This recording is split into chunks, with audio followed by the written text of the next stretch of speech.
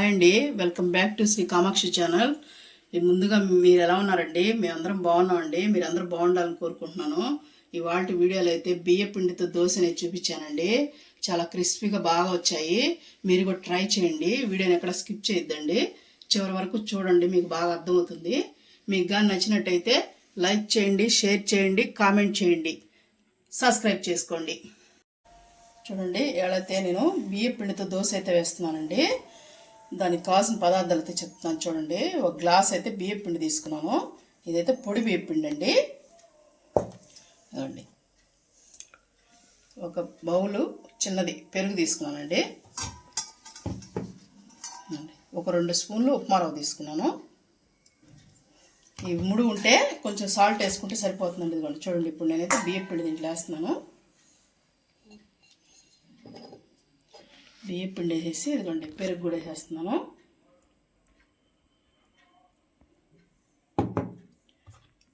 రెండు స్పూన్ల ఉప్మా రవ్వ, సాల్ట్ మనకి మీకు రుచికి తగినంత వేసుకోండి. నేనైతే ఒక 1/2 స్పూన్ వేసుకున్నాను. ఈ 3 వేసేసి ముందు ఒకసారి కలుపుకున్న తర్వాత నీళ్ళు పోసుకొని పలుచగా వచ్చేలాగా పోసుకోవాలండి. చూపిస్తాను మీకు. ఇన్స్టెంట్గా మనం బియ్య పిండి వేసేసుకోవచ్చండి. మనమేమి ఒక 2 నిమిషాలు చాలు, అంతే. తర్వాత వేసేసుకోవచ్చండి. దాన్ని లేయంగానే టిఫిన్ ఏం చేయాలి అనుకున్నప్పుడు, మనకు అర్థం కానప్పుడు బియ్య పిండి ఇంట్లో ఉండిందంటే ఈజీగా వేసేసుకోవచ్చండి. ఇలా ఉండలు లేకుండా బాగా కలుపుకున్న తర్వాత అండి నీళ్ళు ఎన్ని పోస్తున్నామని చూడండి. ఇంకా కొద్దిగా పడతాయండి, అవసరంగానే ఉండాలి ఇది.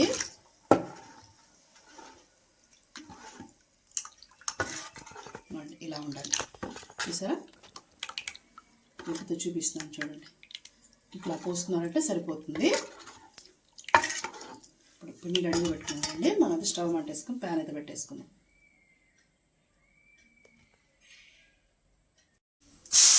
చూడండి, బాగా హీట్ అవ్వాలండి పెనుగు అయితే. చూడండి, ఇప్పుడు పిండి అయితే చూపించాను కదా, ఇప్పుడు మీకైతే పోసేస్తున్నాను చూడండి.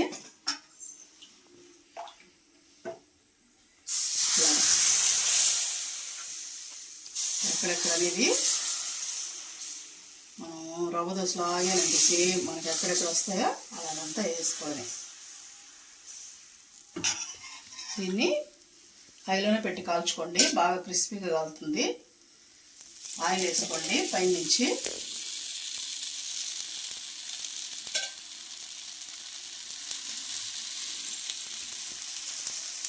బాగా కాలనిద్దామండి. బాగా బ్రౌన్ కలర్ వచ్చేంత వరకు కాలాలి అది. అప్పుడే మనకి దోశ బాగా వచ్చేస్తుంది.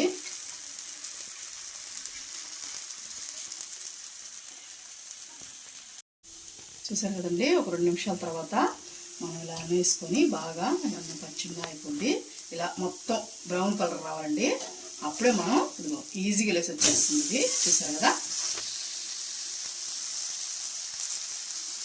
తర్వాత 1 నిమిషం ఇట్లా అనుకునేసి తీసేసుకోవడమేనండి. చూడండి ఎంత క్రిస్పీగా వచ్చింది, చూసారా? ఇంకోటి కూడా వేసేసుకున్నామండి.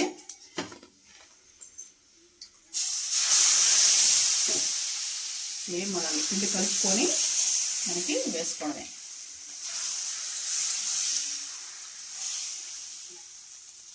మీకు రౌండ్గా కావాలనుకుంటే రౌండ్గా వేసుకోండి, లేకపోతే ఎలా వచ్చినా పర్వాలేదు అనుకుంటే అలా వేసేసుకోండి. మళ్ళీ ఇది కూడా కాలిపోయింది. చూసారా ఎంత ఎర్రగా వచ్చేసిందో.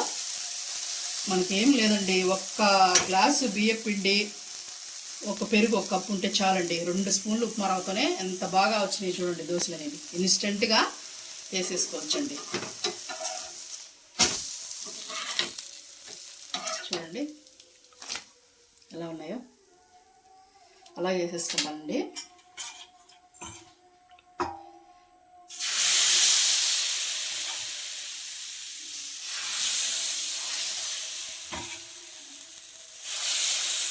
ప్రతిసారి కలుపుకోండి, ఎందుకంటే కలుపుకుంటేనే మీకు బాగుంటుంది పిండి అనేది.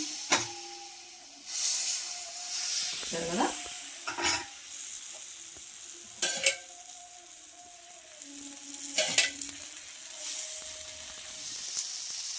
చాలు, ఇంకా అవసరం లేదండి, 2 స్పూన్లు వస్తుంది అంతే. చూడండి ఇక్కడ ఎంత బాగా కలిపిందో ఇది కూడా. ఇప్పుడు నేనైతే స్టవ్ ఆఫ్ చేసుకుంటున్నానండి. కాలిపోయిన దోశ అయితే విరగకుండా ఎంత బాగా వస్తుందో చూసారా, అంత క్రిస్పీగా. చూసారా, చూడండి ఎంత క్రిస్పీగా ఉంది చూడండి దోశ. నేను చట్నీతో అయితే సర్వ్ చేసుకుంటున్నానండి. ఇవాళ వీడియో అయితే ఇదేనండి. మీకు కానీ నచ్చితే లైక్ చేయండి.